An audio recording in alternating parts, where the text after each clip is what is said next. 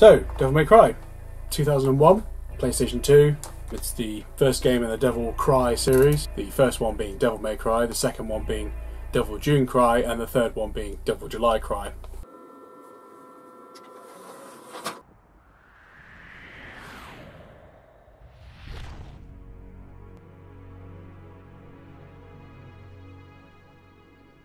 You're the man who lost a mother and a brother to evil 20 years ago.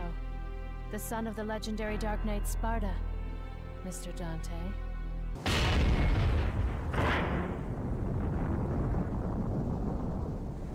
So this is set on Melee Island, or what I used to think was Mallet Island before I bothered listening to the cutscenes as an impatient child. So here I've got to get through this door, I've got to get lots of orbs to get through the door. And what you're supposed to do is run around the outside and like learn the controls. But actually, there's a way to cheat it and do it with a statue, which I fell off straight away. Right, here we go, and got all the orbs. Bet that'd be really painful standing on that. Be like, oh. Who has a mansion like this anyway? That makes no sense. Yeah, sorry, my mansion's got lots of mannequins lying around. Oh, what supplies of mannequins are alive? Whee! Imagine you're being invited to someone's house, and that happens. Like, you're just walking down, just trying to find the facilities, and then this puppet comes out and starts attacking you. Your furniture started attacking me, Mundus.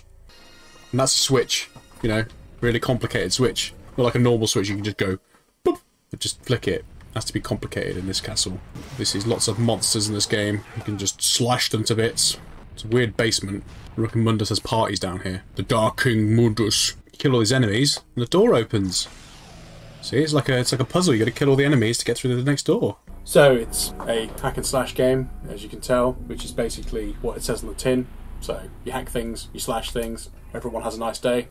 What I want to know is, where do all the bullets go? I mean, like, it's not like the empty canisters or whatever they're called on the floor around him. It's like, is there someone coming around after him cleaning them up? Basically every game ever that has a mansion in it. So like Resident Evil, Maniac Mansion, Mario 64, Alone in the Dark. Every single one of them has a massively ridiculous mansion that would not exist in the real world. And I know, it is like demons and stuff like that, but, you know, not a very practical mansion, is it? Guests would come over and they'd be like, where do I stay? Well, just climb up the stairs and jump on this wall and move around. But how do I get my bags up? Well, sorry, bad luck. So some eagle-eyed viewers may have noticed that I'm actually not playing the PS2 version of the game, I'm playing the HD collection on PS3. So you get different ranks for different missions, depending on how quickly or how many points you get throughout the mission.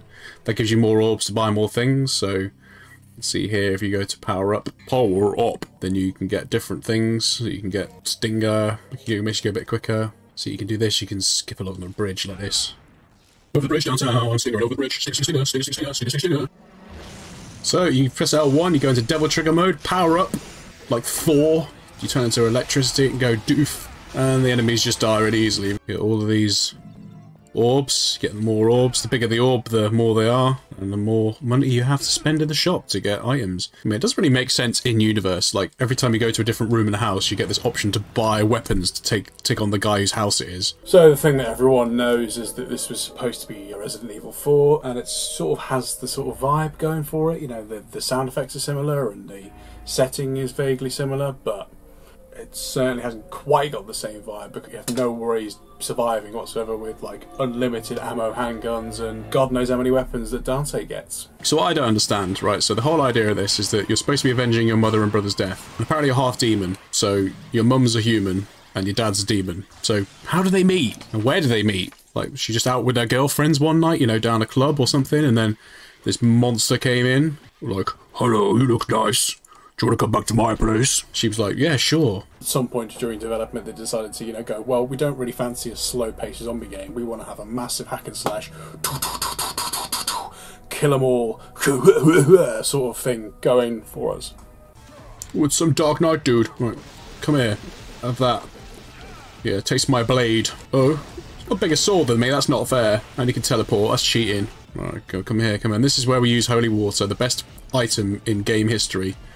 Wait for it. He's gonna go for me. He's gonna go for me. Oh no, you're not. Oh, sorry, but it has to be this. Holy water. Boom in the face. Oh, and he's dead. So I'm really liking the gothic feel, how all the items have got random names. I mean, the graphics look pretty good for a 20-year-old game. They have been HD upscaled, but they do look really good. Again, how do like cleaners get down to these rooms?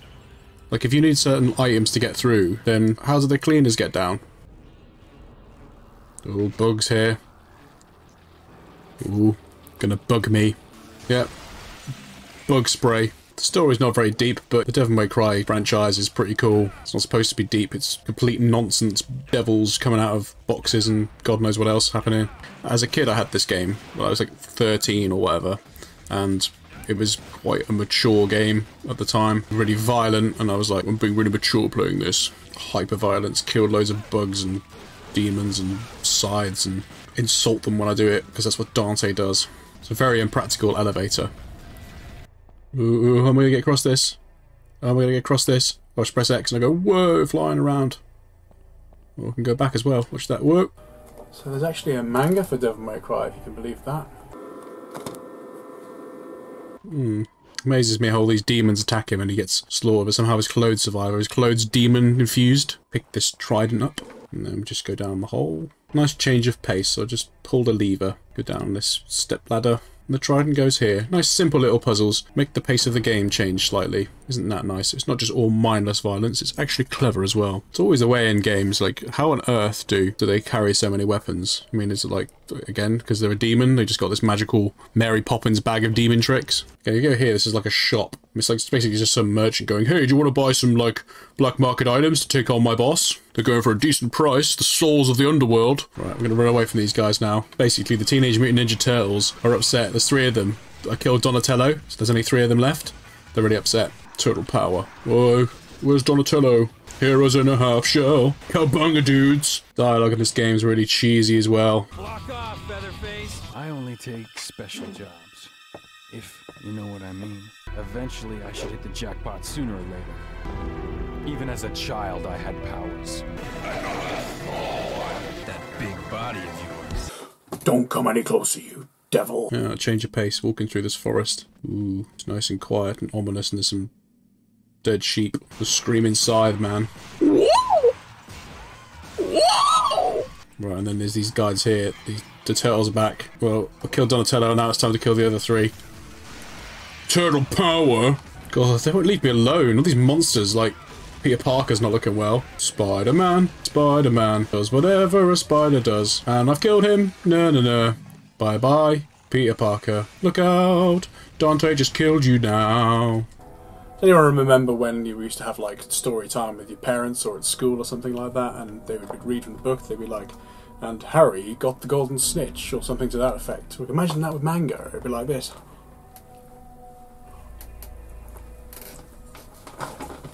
So they tried really well to blend different styles of gameplay, because you're not just hacking and slashing, you're also like doing, put this item in this hole and it will show the path. Yeah, it's quite creative. You get this brain here, which is the sign of chastity, taxidermic organ. That sounds a bit intellectual for a game where you kill demons with a sword. Yeah, again, the setting's really cool. I mean, it's cheesy as all hell, but it's good. Right, I'm going to put this brain in this box now. Look at that. There we go. Again, it got the old Resident Evil vibe to it. Oh no, it's the guy again. I thought I killed him. Brrr. He was easy. So the game is set in modern times, whenever that is. Dante doesn't have a smartphone though, so it can't be that modern. Underwater controls. That's ominous. Gameplay style's a bit different here. Underwater. Check that, lizard boy. Oh, it's Donatello. I hid him down here. You know, this bit here's good. You got a nail gun somehow. Has unlimited nails in it. Attack these turtles. There we go. Nailed it. There's a rabbit in this. It's actually a rabbit. Right, let's go on the platforms.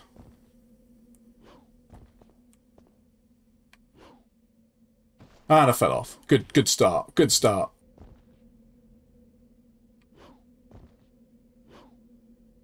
Dear God. The game's not designed really to have this kind of platforming in it to be good. It's just literally, I think, something they put in to slow the gameplay down. So it wasn't just monotonous. Who knows? Who knows what they were thinking? Not about my happiness. Music's pretty good, very kind of vibrant and makes you want to kill things, which is always good for a game where you're supposed to kill things.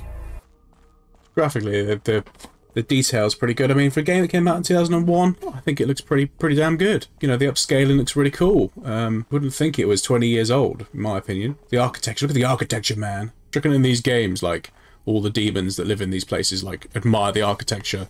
Like, they're walking around and these, like, you know, screaming skull demons are like, "Whoa, I like how that was built back in the day." And considering the fact you never see the actual builders of these things, assuming that they're, like, monsters have made this, you'd imagine them, like, dragging stones around to build it, going, "Oh, this is going to look good at the end, Dave, isn't it?" So, in conclusion, I think Devil May Cry is a classic. It's one of my favourite games. I would give it, I think, a 9 out of 10.